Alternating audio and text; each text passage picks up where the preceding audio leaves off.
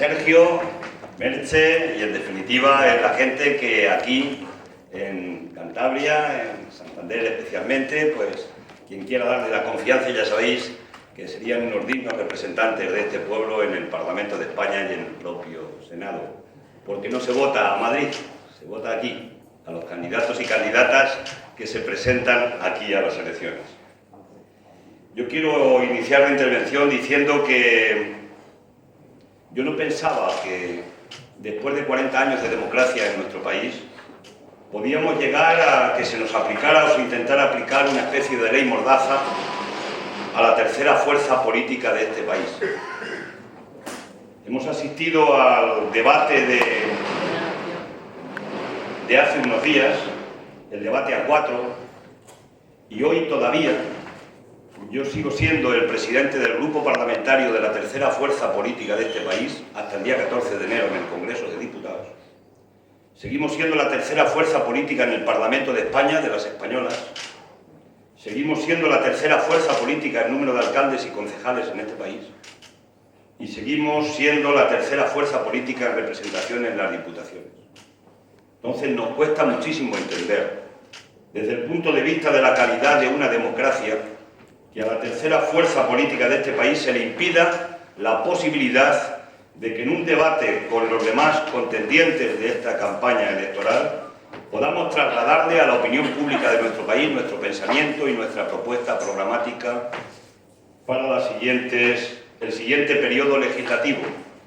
Y nos cuesta mucho trabajo aceptar que aquellos que se les llena la boca de pluralismo informativo, de transparencia plena, de ecuanimidad a la hora de poder trasladar los mensajes, le hayan perdido el respeto a nuestro pueblo, porque a quien le roban de verdad el derecho a recibir información es a los ciudadanos de este país, a las ciudadanas de este país, que no han tenido la oportunidad de conocer en ese debate del Estado, no de la nación, no sé si del Estado del Club de la Comedia, no han tenido la oportunidad de conocer la propuesta de una fuerza política con un buen candidato que tenemos a la presidencia del gobierno y con candidatos y candidatas que tenemos en todas las circunscripciones de este país y que intentarán representar dignamente, si así los elige la gente, a los intereses de la clase trabajadora, de la mayoría social, de las clases populares en el Parlamento de España.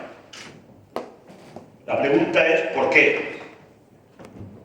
Cuando éramos la tercera fuerza política y solo había dos, hacían los debates PP-PSOE y se nos excluía.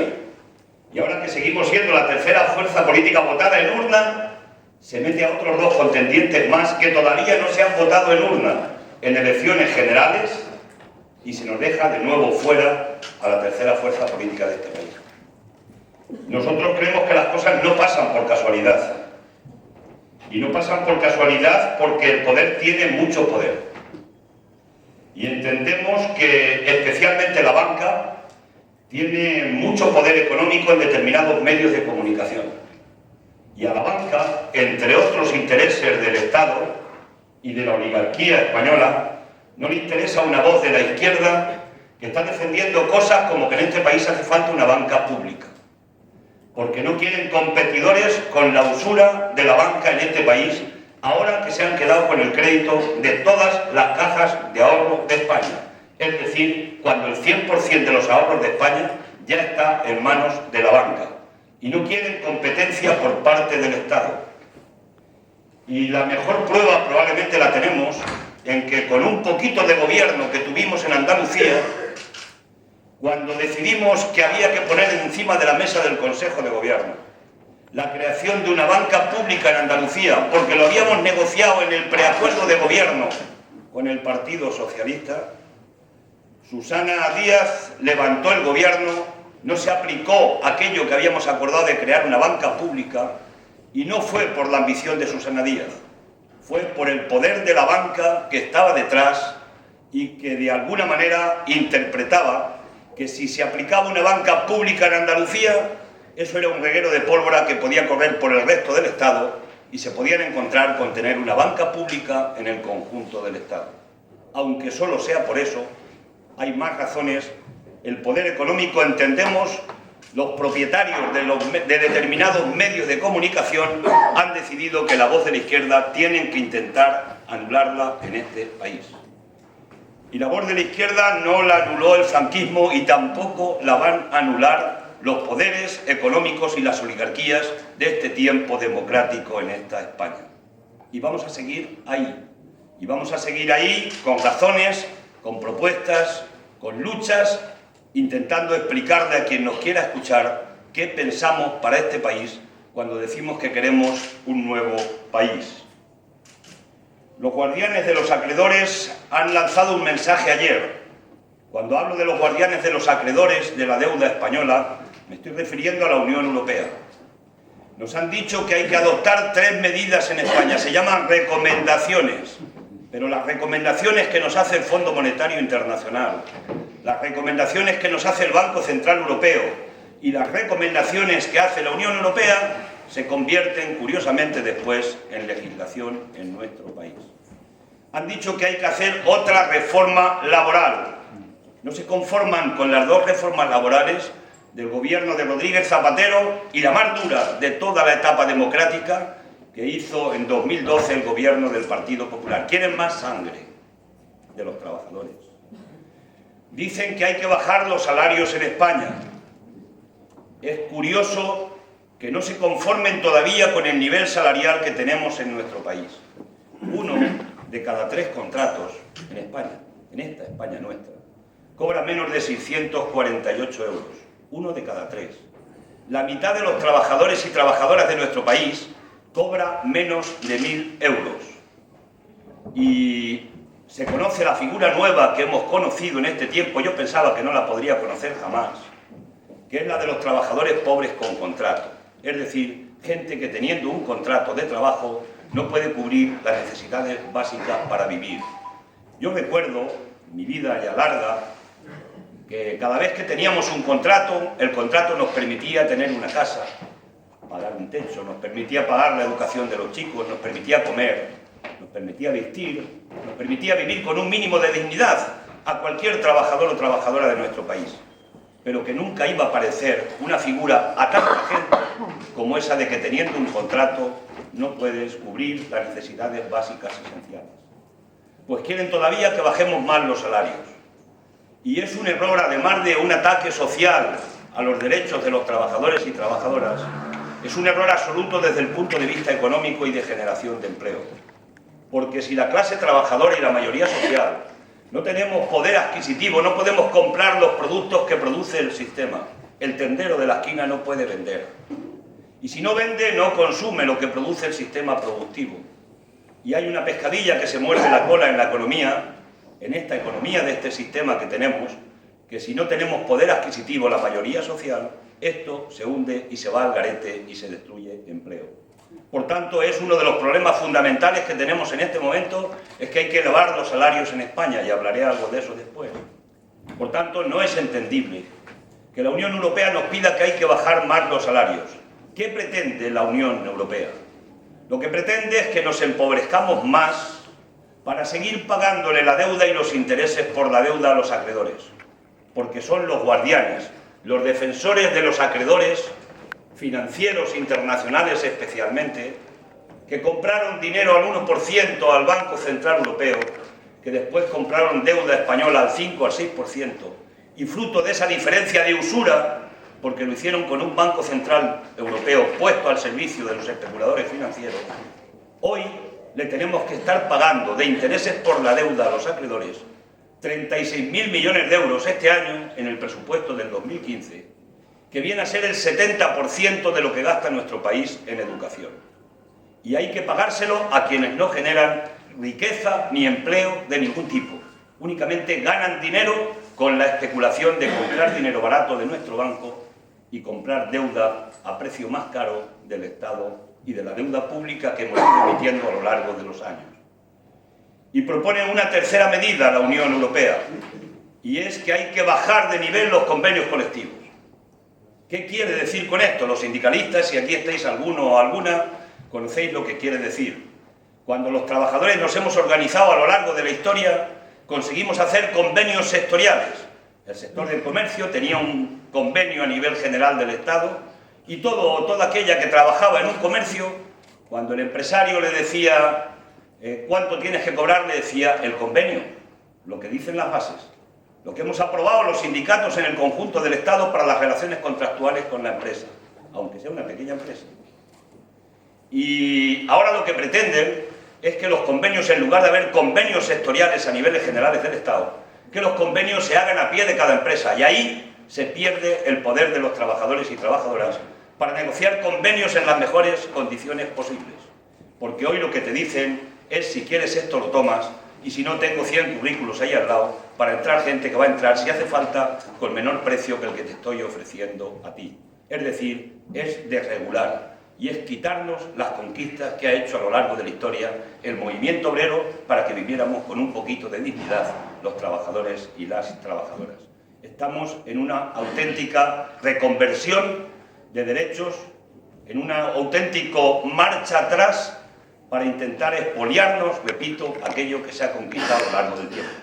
Por eso, en el Parlamento Europeo necesitamos hombres y mujeres de izquierdas que defiendan con nitidez los intereses de la clase trabajadora, que defiendan con nitidez el estado de bienestar, que defiendan, en definitiva, lo que viene siendo una tónica permanente en la historia del desarrollo económico de cualquier país, y es la lucha en cómo se reparte la tarta de la economía, cómo la riqueza que generamos en un país se reparte entre el capital y entre el trabajo. Seguimos estando en ese clásico, en ese viejo esquema, y nosotros vamos a seguir diciendo que la tarta de la riqueza se tiene que repartir fundamentalmente en función del interés de aquellos que trabajamos y que producimos la riqueza en nuestro país.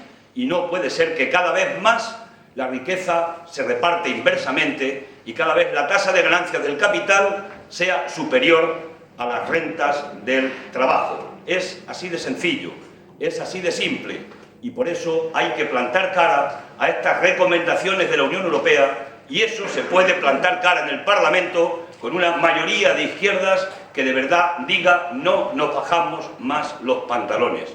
Vamos a plantar cara porque no se puede hundir más la economía, el empleo y los salarios de este país. Dicho eso, en unas elecciones toca hacer balance y el gobierno tiene que explicar lo que ha hecho, y Rajoy ya lo está explicando lo que ha hecho. Y a otros nos toca hacer balance de qué es lo que no ha hecho o qué es lo que se ha hecho en contra de los intereses de nuestro pueblo. Es tiempo de balance. Y Rajoy ha tomado medidas en función de su clase. Ahora que eso de la izquierda y la derecha se pone en cuestión cada vez más, y ahora que mucha parte de la gente de clase media y clase trabajadora, yo entre la clase media y la clase trabajadora no distingo, porque creo que estamos trabajadores de todas clases, intelectuales, trabajadores manuales, que tenemos unos salarios más o menos altos, pero que somos clase trabajadora, que vivimos de nuestro salario, de nuestro esfuerzo, y por tanto a mí me cuesta mucho entender eso de la clase media dentro de la propia clase trabajadora. Creo que todos formamos parte de una clase, repito, aquellos que vivimos de un salario y de la prestación de nuestro trabajo. Pero Rajoy ha gobernado, y se ve perfectamente para quién ha gobernado en el Parlamento de España. Y ha gobernado en función del interés de la COE, de la oligarquía de este país, del poder financiero, de la banca, en función de los intereses de los sectores más retrógrados de la Iglesia española, de la jerarquía católica. Ha gobernado en función de intereses espurios, de los fondos buitre, de los banqueros, es decir, ha gobernado para su clase. Porque a Rajoy se le eligió con 11 millones de votos, y todos los votos no eran de clases ricas de este país. Había muchos votos que desgraciadamente eran de trabajadores y trabajadoras.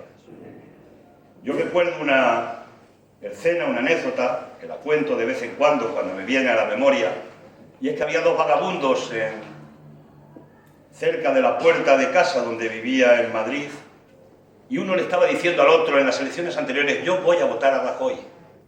Y el otro vagabundo, y digo vagabundo en el sentido positivo de la palabra, no despectivo jamás, porque me parece que tienen todo el derecho del mundo a haber conseguido estar en una sociedad que no hubiera exclusión social, y seguramente que no teníamos vagabundos en nuestro país. Pero voy a la anécdota. y le decía, ¿y por qué vas a votar a Rajoy? Y el otro le contestaba, porque he oído decir que nos va a bajar los impuestos. Le había cogido la cabeza, le había cogido el cerebro, y cuando le cogen el cerebro a un trabajador, a alguien humilde, a partir de ahí pues se producen situaciones de tanto voto al Partido Popular. Y por eso tuvo 11 millones de votos Rajoy, y le votó mucha gente de los de abajo. Yo soy de los de abajo. Y hubo mucha gente de los de abajo que votó a Rajoy. Y están los de abajo y están los de arriba. Es un nuevo método que se acuña en nuestro país. Galeano hablaba mucho de eso. Pero se puede ser de los de abajo y se puede votar a los de arriba, como pasó con Rajoy. Hubo mucha gente de la clase trabajadora de este país que le votó. Pero si ser de los de abajo y ser de izquierdas, es muy difícil de que se pueda votar a Rajoy o se pueda votar a los de arriba en este país. Por tanto, si somos de los de abajo, vamos a intentar cuando menos ser de izquierdas para que no nos despistemos y votemos a aquellos que aplican políticas que nos hacen daño a la clase trabajadora, es decir, a los de abajo de una manera directa. Rajoy ha violado todas las palabras que dio para ganar las elecciones. Dijo que iba a crear 3,5 millones de puestos de trabajo.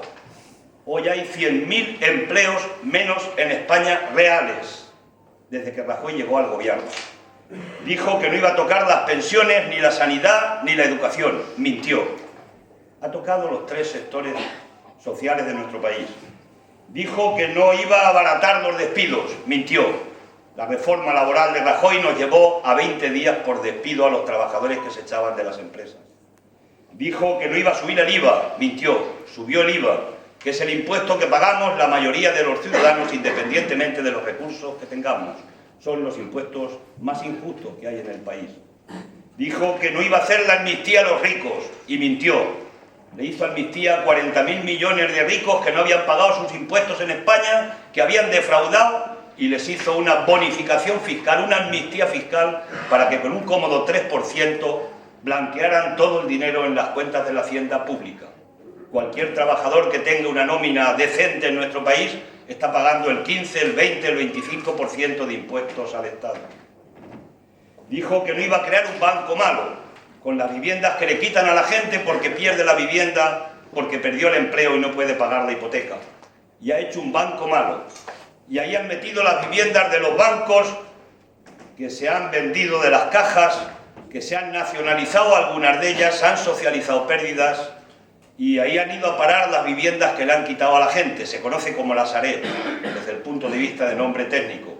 Y ahí están los fondos buitre comprando viviendas baratas ahora para cuando vuelva a subir el precio de la vivienda en España especular y ganar dinero con el sufrimiento de la gente. Creó el banco malo. Y dijo que no iba a salvar a los bancos. Y el primer decreto de Rajoy cuando llegó al gobierno, el decreto del 30 de diciembre de 2011, puso a disposición de los bancos 100.000 millones de euros de avales para salvar a los bancos. Luego se han utilizado del orden de 65.000 millones en salvar las cajas de ahorro, los intereses, en definitiva, de los que se llevaron el dinero de las cajas de ahorro, y tal vez hable algo de eso después. Decir, por tanto, que Rajoy incumplió la palabra que le dio a este país. Y además ha tenido, además de incumplir todas esas palabras, Rajoy ha tenido en su partido una suma de bandas organizadas para delinquir, una suma de bandas organizadas para trincar, para financiarse de manera ilegal. Lo ha dicho un juez, el juez Ruz, 18 años de caja B en el Partido Popular. ¿Cómo se les ocurre y no se ruborizan hablar de transparencia? ¿Cómo se les ocurre hablar de honestidad en la vida pública? ¿Cómo vienen a hablar de regeneración de la democracia quienes han sido una suma de bandas organizadas para trincar? Y no han sido garbazos negros que han salido, que pueden salir en cualquier grupo humano. No, eran tramas organizadas. Y además de las tramas organizadas, y ahí está la Púnica, ahí está la Gürtel, ahí está el caso Bárcenas Partido Popular, han aparecido y siguen apareciendo todavía casos. Con algún diputado de los que he compartido parlamento en estos años, hoy ha salido en algún medio de comunicación, porque también parece que ha sido comisionista a través de una de sus empresas y recibía dinero, además del salario de diputado, a través de su empresa, de hacer negociaciones con empresas sin cobrar comisiones, entre el 2 o el 5%, y quién sabe, vaya usted a saber, se ha sido aprovechando el poder que le daba ser diputado en el Parlamento de España. Por tanto, no han parado y podemos desglosar toda la retahíla de cargos. Hay cientos de imputados en el Partido Popular. Y yo espero que cuando se celebren los juicios orales, que esperemos que se celebren ya de una vez, espero que realmente paguen las fechorías que han organizado en este país. Paguen que han ganado elecciones dopados con fondos ilegales y que este país les vuelva la espalda para que no vuelvan de nuevo a hacer de las suyas como han hecho en este periodo legislativo. La herencia que nos deja Rajoy es una herencia dura. He dicho antes que más desempleo que cuando llegó al gobierno, más precariedad en el empleo, menos protección a los parados, bajos salarios, más pobreza, más desigualdad, fraude fiscal impresionante, déficit en las cuentas de la seguridad social, más jóvenes emigrados, más deuda pública, debemos lo que producimos en el país, más intereses por la deuda, nos sigue dejando desahucios, siguen echando a la gente de sus casas, nos deja recortes. Es la herencia que nos deja el gobierno de Rajoy. Y dicho eso, vamos a explicar ahora y vamos a pedirle a la gente el voto. Y vamos a pedirle a la gente el voto mirándole a los ojos, desde esta fuerza política y desde las candidaturas de Unidad Popular. Y le vamos a decir a la gente que nosotros y nosotras somos los que hemos estado en las huelgas generales con los sindicatos de clase, luchando por los intereses de los trabajadores en la calle, en la reforma laboral que hizo Zapatero y en la reforma laboral más dura que hizo el Partido Popular. Y le vamos a decir que en el Parlamento otros estaban apretando el botón contra los trabajadores y nosotros estábamos en la calle en los piquetes informativos. Y le vamos a decir, mirar a la cara a la gente en paro y le vamos a pedir el apoyo y el voto. Y a la gente que está en la exclusión social, y a la gente que tiene contratos basura o salarios de miseria, a la gente que han desahuciado de sus casas, a la gente que le han hecho recortes en sanidad o en educación, a los pensionistas, que le han aplicado 2 pensionazos, el de Zapatero y el de Rajoy, a quienes les han negado la ley de dependencia, a quienes les han recortado las energías renovables, a la gente que seguimos defendiendo el no a la guerra y el no a la OTAN, que no se nos ha olvidado que la OTAN sigue siendo el brazo armado del sistema capitalista y especialmente comandada por los Estados Unidos. Le vamos a pedir el voto a los republicanos y republicanas, porque nosotros y nosotras nos sentimos orgullosos y orgullosas de tener ese árbol genealógico político de los republicanos y republicanas que lucharon en este país. ¡Viva la República!